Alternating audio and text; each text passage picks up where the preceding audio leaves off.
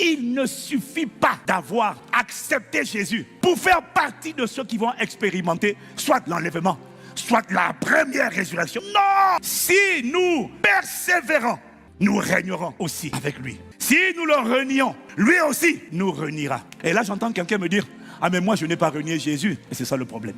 Parce que tu n'as pas étudié le mot renier. Le mot renier, dans son origine grecque, signifie renoncer, refuser, rejeter, agir totalement d'une autre façon. On ne le renie pas par les mots, on le renie par les actes. Il dit sois saint, toi tu couches. Il dit sois humble, tu es orgueilleux. Il dit sois doux, tu es coléreux et tu l'assumes. Tu es un escroc, un impudique, un calomniateur et tu ne te repens pas, ça ne te gêne pas.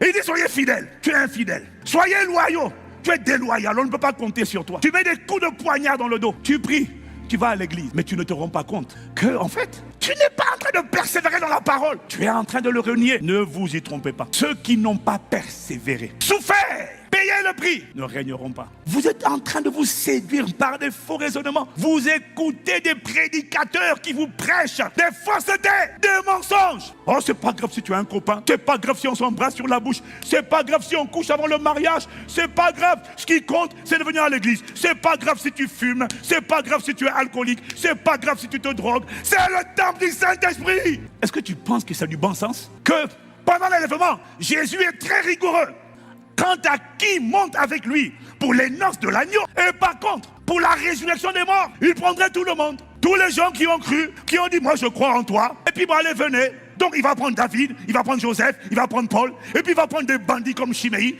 Et puis il va prendre des faux types et des fausses typesses. Non mais réfléchis un peu. Mais ça veut dire que Dieu aurait 2 poids 2 mesures. Ça veut dire quoi? Mieux vaut vivre et mourir maintenant plutôt que de vivre pendant l'enlèvement. Parce que l'enlèvement, le critère sera sévère. Il vient pour une église victorieuse. Il m'a dit c'est vous qui vous trompez par des faux raisonnements. Vous lisez ma parole, mais vous ne la prenez pas au sérieux. Parce que s'il suffisait d'avoir accepté Jésus et continuer de vivre une vie de péché, une vie charnelle, si c'était suffisant pour faire partie de ceux qui vont ressusciter en Christ, cette théologie contradirait plusieurs témoins, textes, versets des Écritures. Efforcez-vous d'entrer par la porte étroite. Il dit efforcez-vous. Ça veut dire qu'il y a un prix à payer. Ça veut dire que tu dois prendre ta chair à carabache. Tu dois renoncer au péché. Mais il y a des chrétiens à qui on a dit non. Le plus important, c'est de donner ta vie à Jésus. En bon, le condamné à mort qui était à côté de Jésus, il allait au paradis. Oui, il a cru, mais il n'a pas eu le temps de marcher sur la terre. S'il avait marché sur la terre, Dieu lui aurait dit travaille à ton salut avec crainte et tremblement, parce que le salut n'est pas définitif. Matthieu 7, versets 13 à 14. Entrez par la porte étroite, car large est la porte, spacieux est le chemin qui mène à la perdition. Et il dit le chemin qui mène à la perdition est large. Beaucoup de gens prennent ce chemin. Mais étroite est la porte. Resserrez le chemin qui mène à la vie. Et il y en a peu qui le trouvent. Ton système de pensée est contredit par les Écritures. La question qu'il faudra se poser, mon frère, ma soeur, qui a raison? Le pasteur qui t'a prêché, ton opinion personnelle ou les Écritures? Beaucoup disent, oh Seigneur. Jésus dit, ceux qui me disent Seigneur, Seigneur, n'entreront pas tous dans le royaume des cieux. Donc il ne parle pas des païens, il parle de ceux qui prient. Et il parle de ceux qui vont à l'église. Il parle de ceux qui jeûnent. Et il dit, celui-là seul, pas celui qui sert, pas celui qui jeûne, pas celui qui prie. Non, celui-là seul qui fait la volonté de mon Père qui est dans les cieux. Alors il continue. Plusieurs me diront ce jour-là, Seigneur, Seigneur, n'avons-nous pas Rikosh Palikabaya? N'avons-nous pas Fire, esprit de sorcellerie, en ton nom? N'avons-nous pas changé les démons en ton nom? N'avons-nous pas fait beaucoup de miracles par ton nom? Alors, je leur dirai ouvertement, je ne vous ai jamais connu. Retirez-vous de moi, vous qui commettez l'iniquité. Il est en train de prouver par les Écritures que plusieurs croyants qui ont opéré en son nom, pasteurs, prophètes, apôtres, chrétiens, iront en enfer. Mais si marcher selon la chair était sans conséquence, pourquoi est-ce que, comme Paul cite dans Galates 5, il dit les œuvres de la chair sont manifestes. Ce sont les impudicités, les vols, les adultères, la fornication, les mensonges, les rivalités, les critiques, les envies, les jalousies, les excès de table, les absences de table. Ceux qui commettent de telles choses n'hériteront point le royaume. Ils ne posséderont point le royaume. Ils n'entreront pas là-bas. Parce que toi, tu crois que non. Dès lors que je crois en Jésus, oh mais c'est une petite faiblesse quand même. Jésus comprend. Il ne comprend pas parce qu'il a donné sa vie, il a versé son sang pour te délivrer de cette faiblesse. Et tu sais très bien que cette faiblesse n'est pas trop forte pour toi. C'est juste un problème de détermination. Car si nous péchons volontairement, après avoir reçu la connaissance de la vérité, on t'a instruit, tu dis, oh, c'est pas grave, je vais quand même faire ce que j'ai envie de faire. Hein? Ok.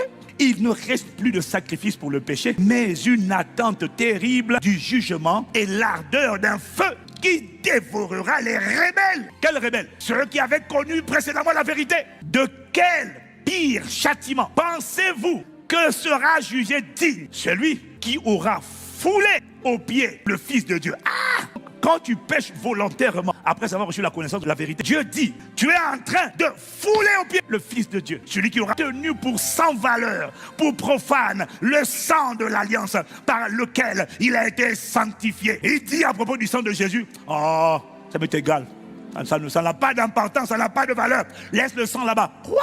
Les morts en Christ qui ressusciteront à l'enlèvement ne sont pas ceux qui étaient à l'église, ne sont pas ceux qui servaient à l'église, ne sont pas ceux que tu penses. Les morts en Christ qui ressusciteront, ce sont ceux-là seuls qui ont fait la volonté de mon Père, qui l'ont mise en pratique. Quand Dieu a dit aime, ils ont aimé. Quand Dieu dit pardonne, ils pardonnent. Quand Dieu dit honore, ils honorent. Quand Dieu dit sème, ils sèment. Quand Dieu dit rends grâce, ils rendent grâce. Ils obéissent à Dieu. Ceux-là, ce sont ceux qui vont ressusciter. Connaître la première résurrection. Plusieurs chrétiens iront en enfer. Les textes le prouvent. Bénin, quand il a donné son témoignage, il a dit que lui-même a failli être disqualifié. L'accès là ne sera pas pour tout le monde. Église, repentez-vous, beaucoup d'entre vous. Si la mort vous prend aujourd'hui, votre destination, c'est l'enfer. Voilà pourquoi tu ne peux pas rester charnel. Ah non, le péché est trop fort. Non, le péché n'est pas trop fort. Le péché a été vaincu. Tu as un problème de détermination. Là pourquoi il m'a dit de te dire, persévère. Seuls ceux qui persévéreront sauveront leur âme. Seuls ceux qui persévéreront ressusciteront avec Christ à l'enlèvement et ils prendront part à la première résurrection.